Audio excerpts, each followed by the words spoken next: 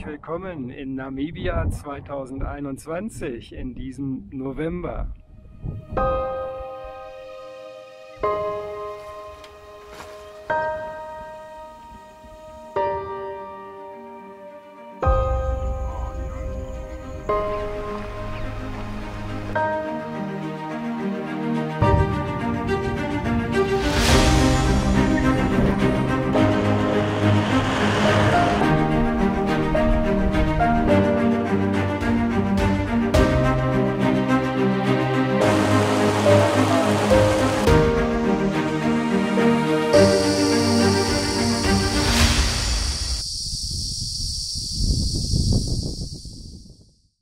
Der Empfang heute war überall herzlich. Am Flughafen fast wie nach Hause kommen. Das Schild mit meinem Namen, auf das ich mich schon so lange gefreut hatte. Der Empfang dann bei Savanakahia, die kurze Fahrt vom Airport nach Windhoek. Und jetzt heißt es genießen, ankommen und erstmal ein Käffchen und ein Stück Kuchen essen gehen. Willkommen in der Windhoek Mountain Lodge.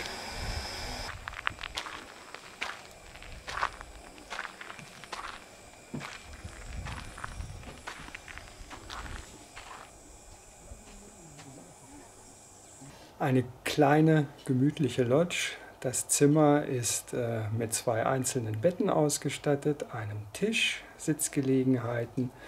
Und die Tür geradeaus führt ins Bad, eine Dusche und rechts, das habe ich jetzt nicht gezeigt, ein WC. Das hier unten, das ist übrigens Lendi. Hi Lendi.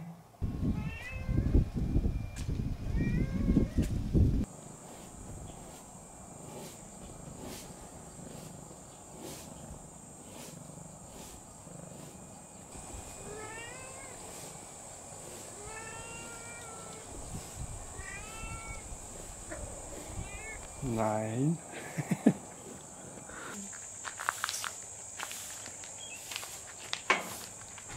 Ja, ich bewege mich jetzt hier auf dem Gelände der Windhoek Mountain Lodge und es gibt dort oben eine Aussichtsplattform und da gehe ich jetzt mal hin.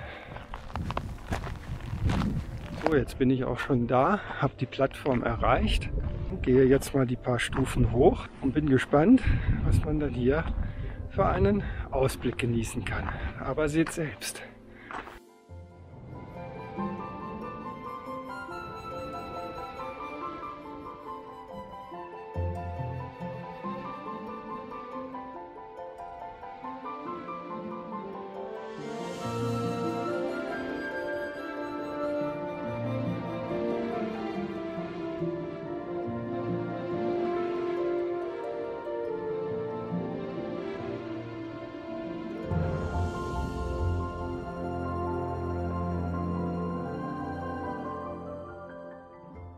Guten Morgen hier aus der Windhoek Mountain Lodge. Heute ist Dienstag, der 2. November. Ich habe gerade lecker gefrühstückt. Und dann geht es gleich weiter für mich in Richtung Süden und ich freue mich auf die Kalahari, wo ich die nächsten 2 Nächte verbringen werde.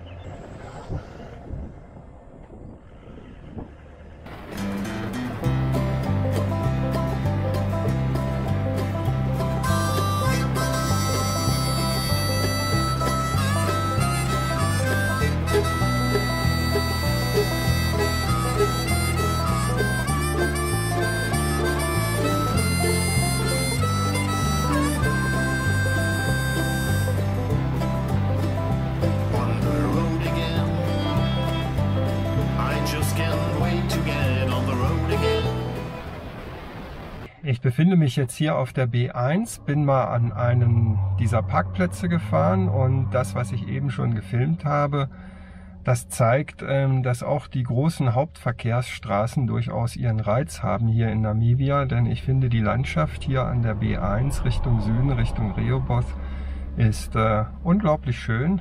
Zudem kann man die Straße natürlich toll fahren, eine perfekt asphaltierte, breite Straße. Da macht das schon großen Spaß hier. I just can't wait to get on the road again. making music with my friends. I can't wait to get on the road again. On the road again. Hier ist er nun, mein erster Stopp, traditionell, immer dann, wenn ich zum ersten Mal eine Schotterstraße befahre. Ich bin jetzt ein Stück die C25 hineingefahren. Dort hinten ist Rehoboth, die Stadt, wo ich eben ein bisschen eingekauft habe und wo ich die B1 verlassen habe. Und jetzt fahre ich hier die C25 ein ganzes Stück weiter runter. Ja, und hier im Hintergrund, da sieht man auch mein diesjähriges Auto. Das ist ein Toyota Land Cruiser. Zum ersten Mal für mich, dass ich diese Kategorie Auto fahre. Und das ist schon was anderes als die Autos zuvor.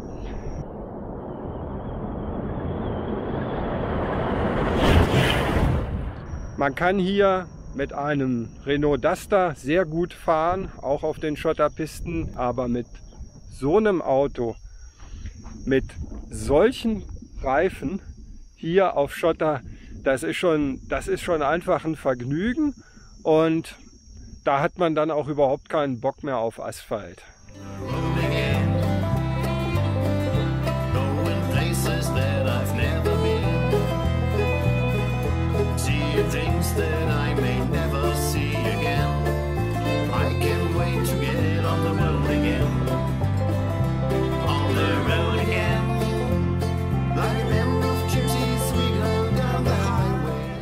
Ja, ich cruise jetzt hier schön entspannt die C25 lang, die mich zu meiner Unterkunft, der nächsten, der Jansen Kalahari Guest Farm, führen wird.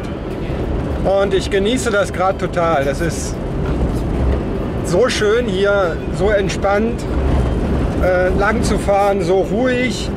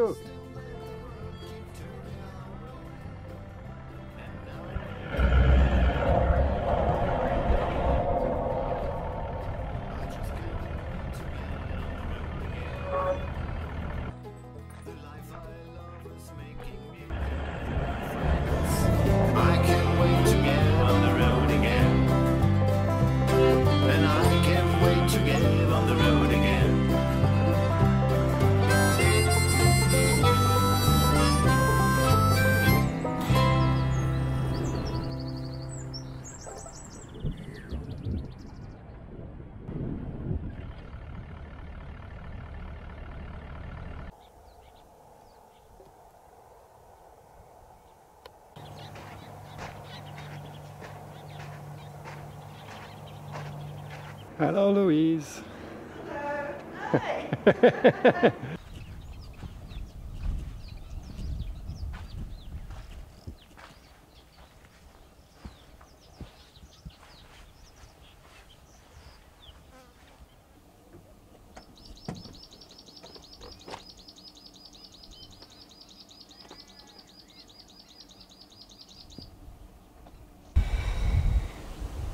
Voila! Willkommen zur Roomtour. Hinter dem Eingang links eine moderne Küche, rechts eine Sitzgelegenheit mit 2 Sesseln, ein großes, gemütliches Doppelbett, dann um die Ecke das Bad, ebenfalls sehr modern mit Dusche, Waschtisch und WC und draußen eine Terrasse, ein großer Baum, der Schatten spendet und ein Grill. Das ist die Ausstattung hier in der tollen Jansen Kalahari Guest Farm.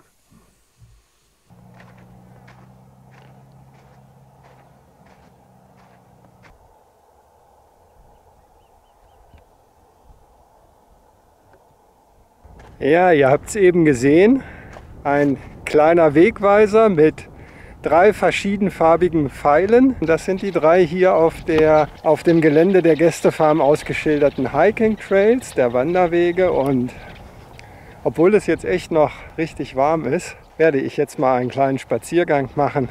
Und ja, ich werde dabei filmen und wünsche euch schon mal viel Spaß.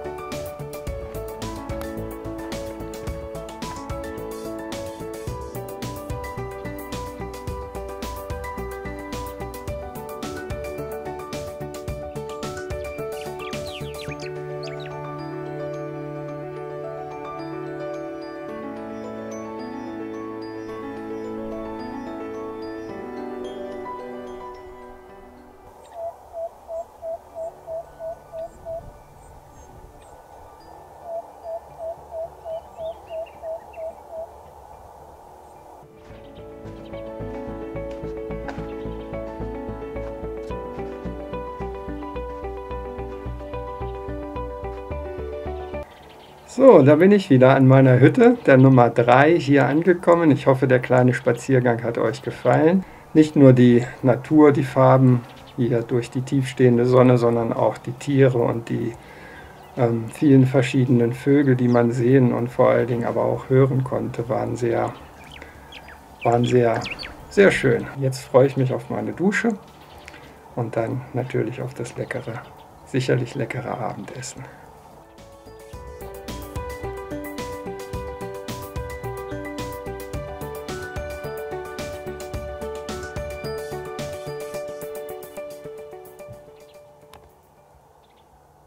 Ja, heute wird ein chilliger Tag für mich. Ich habe mir in diesem Urlaub bewusst zu Beginn einige Tage ausgewählt, wo ich nichts vorhabe, wo ich auch keine Strecke mache, um von A nach B zu kommen. Heute ist der erste dieser Tage. Ich freue mich darauf, hier ganz in Ruhe den Tag zu verbringen, zu lesen, zwischendurch mal in den kleinen Pool zu springen und heute Abend meine Sundowner-Tour zu machen. Und morgen geht es dann wieder auf Strecke für mich. Da geht es dann weiter.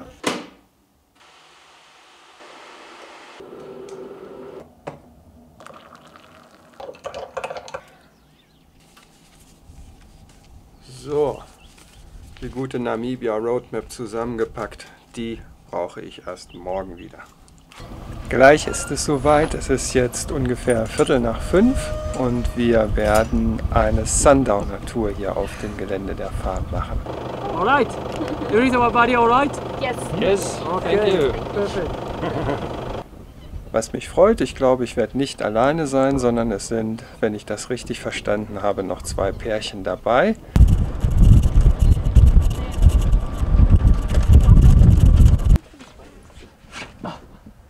It's massive, huh? It's huge. It's massive. And so this is how it goes, and this is years and years of building that birds are building their nest.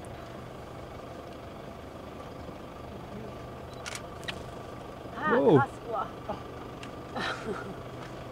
Everybody alright? Yes. Yes. Cool. Das ist jetzt lustig.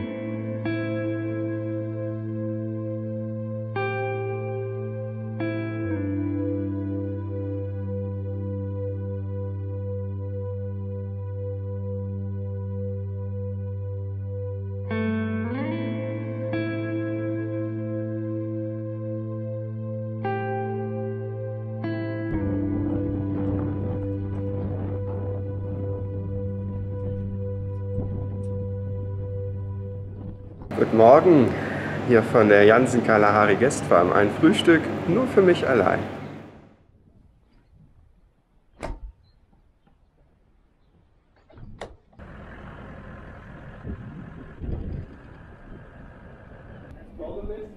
Ja, en enjoy your nummer weer terug. Yes, I will. Okay. Ja. Thank you. Bye bye. Okay, keep safe. Yes.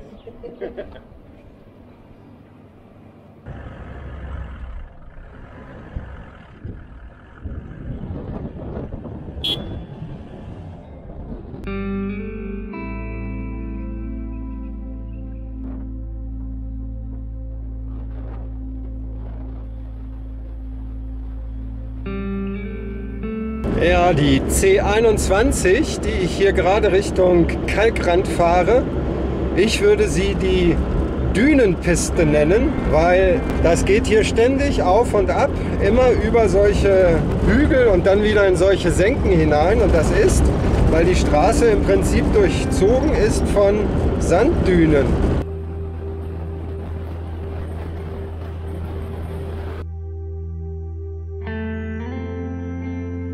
Ja, ich bin jetzt hier gerade auf die D1290 abgebogen. So, ich fahre jetzt die D1290, die ich 28 Kilometer gefahren bin, wieder zurück.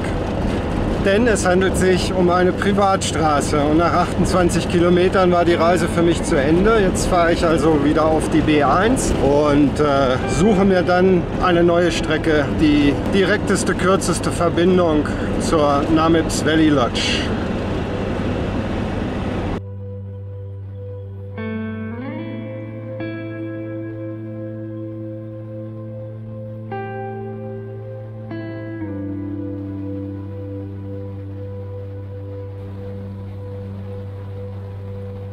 Ich befinde mich jetzt hier an der C24. Die C24 geht ab von der B1 und führt Richtung Kleinaub.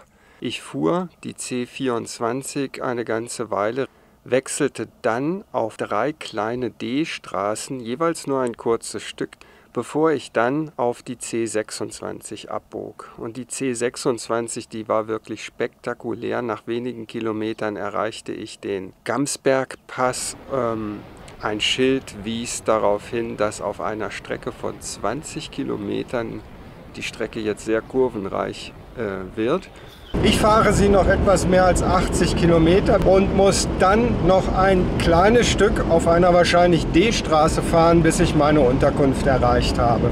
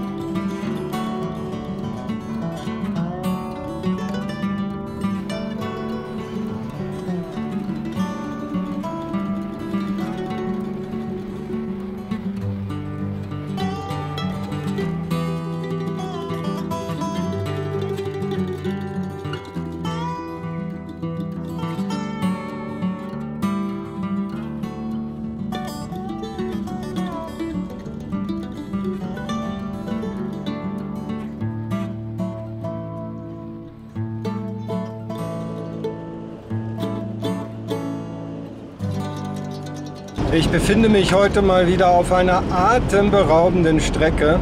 Fantastisch. Hier auf der C26 werde ich den Gamsbergpass überqueren. Und ich bin mir sicher, das werden nochmal spektakuläre Aufnahmen werden, die ich jetzt in der nächsten Stunde vornehmen werde.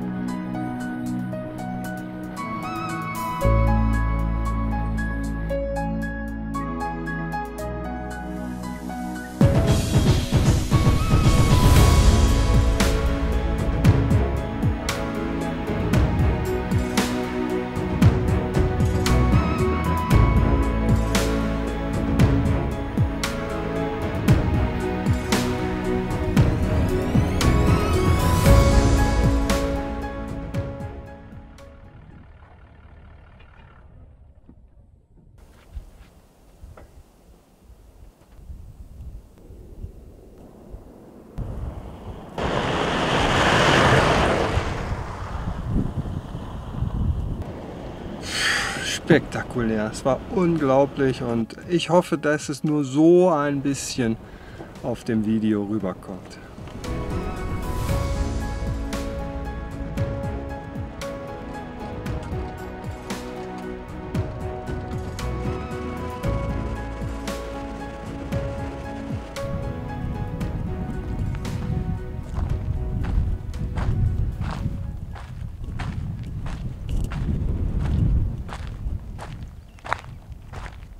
Rezeption, da gehe ich jetzt mal hin und ich bin gespannt, ob ich hier richtig bin. So ganz sicher bin ich mir nicht.